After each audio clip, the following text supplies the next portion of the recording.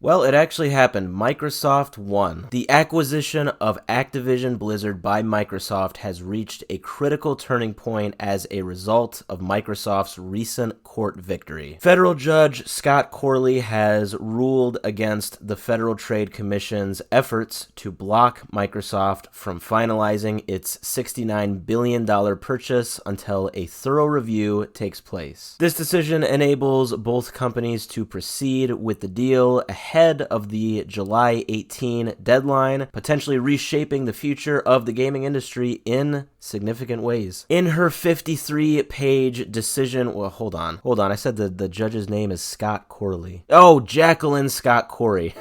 Okay, so it's a female. Okay, I was a little confused there. I thought I was having a real dumb moment. So in federal judge Jacqueline Scott Corey's 53-page decision, she emphasizes that the court's role in this case is limited. Its responsibility is to determine whether the merger should be halted or terminated, while the FTC's administrative action is resolved. After careful consideration, the court finds that the FTC has failed to demonstrate a likelihood of success in its claim that this particular vertical merger within the gaming industry would substantially reduce competition. On the contrary, the evidence indicates that the merger would provide consumers with greater access to Call of Duty and other Activision content. As a result, the motion for preliminary injunction is denied. I'm going to be completely honest, I kind of didn't think that Microsoft was going to win this, but it sounds like they basically just took a giant W. Like, that's it. It looks like they are actually going to buy Activision Blizzard. It's pretty much a done deal at this point. Judge Corley found the FTC's arguments lacking on almost every point. She particularly dismissed the analysis presented by Harvard economics professor Robin Lee, which suggested that Microsoft would have a financial incentive to make Call of Duty an Xbox console exclusive. The judge highlighted that the analysis failed to consider plans for the franchise to remain available on PC and expand to the Nintendo Switch and even be accessible through cloud gaming. So Judge Corey wrote, prior to the merger, consumers had to purchase a PlayStation or an Xbox to play a Call of Duty console game. After the merger, consumers can utilize cloud gaming on their device of choice, including, as intended, the Nintendo Switch. This may pose challenges for Sony, but it is advantageous for Call of Duty gamers and future gamers. That is big. So she's basically just saying that the FTC is, their claim anyway, is completely bogus,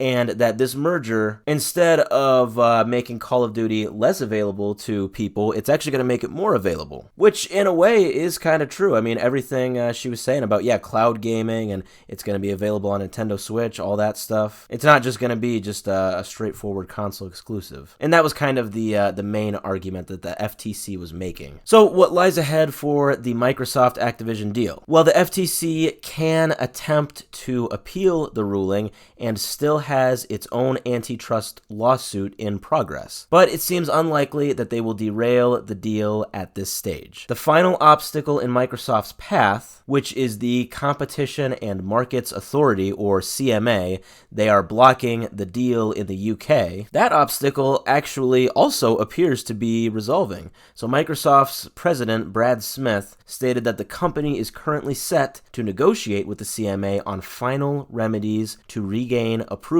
for the deal. Phil Spencer tweeted out a celebratory message stating basically what the judge said, that, hey, the truth was revealed, that this deal is going to make Activision Blizzard games more beneficial and more available to consumers. Activision's stock price has also now reached its highest point since the deal was initially announced in January of last year. The stock is now approaching the planned sale price of $95 per share. And, during the testimony, during the trial, some strategic maneuvering from both sides was revealed, as well as interesting details about other potential acquisitions and exclusivity agreements. Court documents revealed that Microsoft had in the past also explored acquiring Japanese publishers Sega and Square Enix before going the route that they are now to pursue Activision. Internal emails showed that executives at the tech giant frequently discussed securing exclusive games, such as Bethesda Software's upcoming Indiana Jones project, to compete with Sony's opposing deals. And again, this is basically what the FTC was using as an example to say that Xbox is just going to become this huge monopoly. But ultimately, and this is kind of where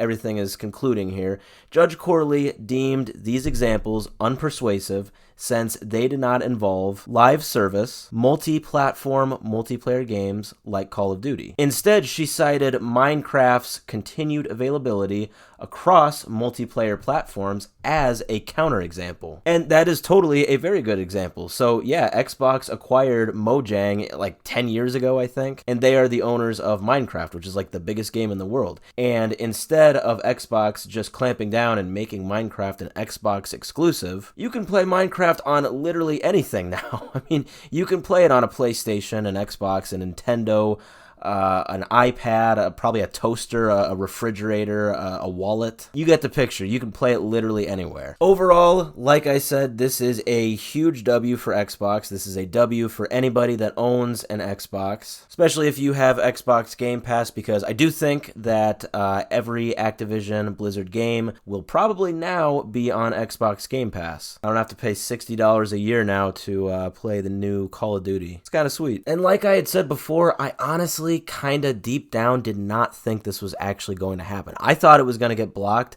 I thought that a judge was going to rule that this would result in a monopoly, but I was totally wrong. And the arguments that Microsoft made to counter that, to counter the argument that they would be a monopoly, I think they are actually very good arguments. So congrats to Xbox, congrats to Microsoft, very big W for them. Very interesting times ahead of us going forward. It'll be very interesting to see with this new deal, how are the exclusives going to work in? How are the cross-platform games going to work? It'll all be very interesting to see what happens. One thing is for sure, I know 10 years ago when the Xbox One and the PS4 were just coming out, I know that Xbox was definitely taking a lot of L's and PlayStation a lot of W's. It is very interesting to see the roles reversed right now. Ultimately, I want both companies to succeed. I have great respect for both. It's very interesting to see how things kind of ebb and flow. I definitely now think we are in an era where Xbox is going to rule the gaming industry as we now know it.